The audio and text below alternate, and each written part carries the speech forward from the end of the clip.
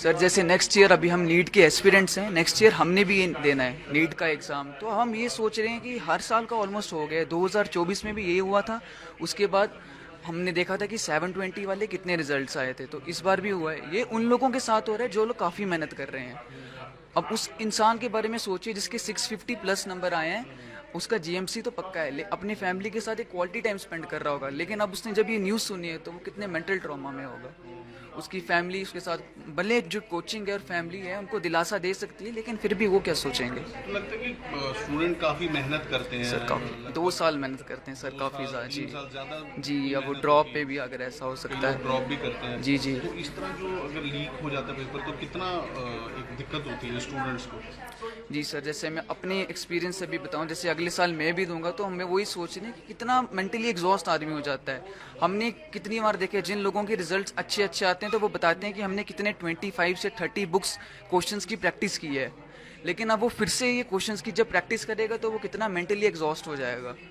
तो ये बात गलत है, तो उनको ध्यान देना चाहिए इन चीज़ों पर। देखिए, बच्चों के लिए और पेरेंट्स के लिए, फैमिली के लिए सपना है, और इस सपने को पूरा करने के लिए बच्चा केवल 1-2 महीने की मेहनत नहीं है। कई ऐसे बच्चे हैं जो 6 ऑनवर्ड्स तैयारी कर रहे हैं, 7th ऑनवर्ड्स तैयारी कर रहे हैं, जो बहुत अच्छे नंबर ला रहे हैं, जो पढ़ाई में अच्छे हैं। उनके लिए पेपर दोबारा होना कोई बड़ी परेशानी नहीं है। पर आप सोचिए, एक काम को अगर आप बार बार रिपीट कर रहे हो। अभी प्रधानमंत्री मोदी जी ने भी, तमाम एजेंसियां हैं जो बच्चों की मेंटल हेल्थ के लिए बहुत ज़्यादा बातें करती हैं। आप उन बच्चों का सोचिए जिन्होंने मेहनत करी और आज उन्हें ये बोला जा रहा है कि नहीं, आपको पेपर 1 महीने या 1.5 महीने के बाद दोबारा देना पड़ेगा। तो वो अपने सपने को जीने के लिए तैयार थे कि अब बस 2 महीने के बाद तो हम कॉलेज पहुंचने वाले हैं। पर आज क्या हुआ? और ये कि ये प्रॉब्लम बार बार आ रही है। इस प्रॉब्लम को दूर करने का भी उपाय है। बार बार हम लोग ये मांग करते रहे कि ये पेपर ऑनलाइन होना चाहिए। अगर ये पेपर ऑनलाइन हो जाता है तो ये प्रॉब्लम जड़ से दूर हो जाएगी। ये पेपर लीक होने का मामला कभी रहेगा ही नहीं। सुबह मैंने न्यूज़पेपर पढ़ाया, विश्वास मानिए मुझे नहीं पता था कि 12-1 बजे तक ये न्यूज़ आएगी। न्यूज़पेपर में मैंने पढ़ा कि 180 में से 150 क्वेश्चंस आउट है। हमने बच्चों से बात करनी शुरू कर दी। हमने कहा शायद पेपर लीक होगा, और उनको थोड़ी सांत्वना देना शुरू किया कि अगर पेपर दोबारा हो जाता है कोई बात नहीं, परेशानी नहीं।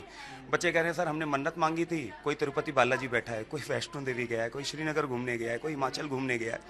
हमने कहा कोई बात नहीं, कोई बात नहीं। जब तक हम ये कर रहे थे तब तक पता चला पेपर आउट है। अब सारे बच्चों को वापस से एक रीस्टार्ट करना होगा। ये कहीं ना कहीं मेंटल हेल्थ के लिए तो बच्चों के लिए है परेशानी। मेरे हिसाब से ये एक बहुत गलत डिसीजन किया है एनटीए ने। खासकर ये उन बच्चों के लिए गलत है जिन्होंने फेयरली 2 साल लगातार रात दिन मेहनत करके ये नीट का एग्ज़ाम दिया हुआ है, और कुछ परसेंट बच्चे जिन्होंने पेपर लीक करने, पेपर में चीटिंग की है, उनकी वजह से आप बाकी बच्चों जिन्होंने 2 साल मेहनत की उनका पेपर कैंसिल कर रहे हो। मेरे हिसाब से एक बहुत गलत डिसीजन है। तो आपको लगता है कि कोई एक स्ट्रॉन्ग बनाना चाहिए ताकि बार बार पेपर लीक ना हो। मेरे हिसाब से मैनेजमेंट और एडमिनिस्ट्रेशन जो है एनटीए की, उसको ज़्यादा स्ट्रॉन्गर बनाना पड़ेगा, उसको बेटर बनाना पड़ेगा। क्योंकि अभी तो ये इस साल के बच्चों के साथ हुआ है, अगले साल के बच्चों के साथ भी ये हो सकता है। हमने अगले साल पेपर देना है, ये सेम चीज़ हमारे साथ रिपीट हो सकती है। मेरा ये मानना है कि नीट एक बहुत बड़ी एजेंसी है जो बहुत से पेपर कंडक्ट कराती है, जैसे कि नीट और जेई मेंस के एग्ज़ाम। अगर नीट के पेपर में वापस जैसे री नीट आया बिकॉज पेपर लीक हुआ है, अगर पेपर एक इतनी बड़ी एजेंसी से ऐसा एक्सपेक्ट करना थोड़ा इम्पॉसिबल सा है। और अगर वो इतने बड़े बड़े क्लेम्स करती है जैसे कि they have GPS tracked vehicles, और फिर ऐसी चीज़ें होना एक अच्छी बात नहीं है। और बहुत बच्चों की होप होती है उन 2 सालों में इतने सैक्रिफाइसेस किए होते हैं सिर्फ वो एक पेपर के लिए, और इतना कुछ करने के बाद अगर ऐसी चीज़ें हो रही हैं तो बच्चों के लिए बहुत ज़्यादा मेंटली ट्रॉमेटिक है ये सब कुछ। और जिन बच्चों के अच्छा सेफ स्कोर आया जाके वो एक गवर्नमेंट मेडिकल कॉलेज में जा सके, एंड उसके बाद री नीट का सुनना उनके लिए बहुत ज़्यादा, उनको अपने आप को समझाने में बहुत टाइम लगेगा कि उनको वापस से नीट देना है। तो काफ़ी मुश्किल होता है एज ए स्टूडेंट, फिर से प्रिपरेशन करनी पड़ेगी। मेरा तो ये मानना है कि मुश्किल ऑब्वियसली होगा, बिकॉज पहले तो उनको अपने आप को मेंटली प्रिपेयर करना पड़ेगा कि जिनको ये चीज़ पता है कि वो सिलेक्ट होने वाले हैं और वापस से उन्हें प्रिपेयर करना पड़ेगा, तो उनके लिए तो ऑब्वियसली बुरा होगा ना। बिकॉज जहाँ उन्हें गवर्नमेंट मेडिकल कॉलेज मिलने वाला था और अब उन्हें वापस उन्हीं सब बच्चों में बैठना पड़ेगा, उस कंपटीशन को वापस लड़ना पड़ेगा। 3 मई को जो नीट का एग्ज़ाम हुआ था मैंने भी उसमें अपेयर किया था, और मुझे आज न्यूज़ से पता चला कि वो कैंसिल हो गया है, क्योंकि कुछ पेपर्स जो है वो राजस्थान में लीक हो गया था, उसकी वजह से वो कैंसिल हो गया है।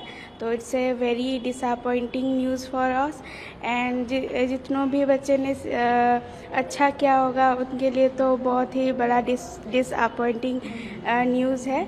और I personally is not satisfied with this news. फिर एक बार एग्ज़ाम देना पड़ेगा आपको, फिर क्या डिफिकल्टीज फेस करेंगे? हाँ, फिर से वही सिलेबस को पढ़ना पड़ेगा, फिर से हार्ड वर्क करना पड़ेगा, फिर से वो जो एग्ज़ाम्स हॉल में बैठने का वो प्रेशर लेना पड़ेगा।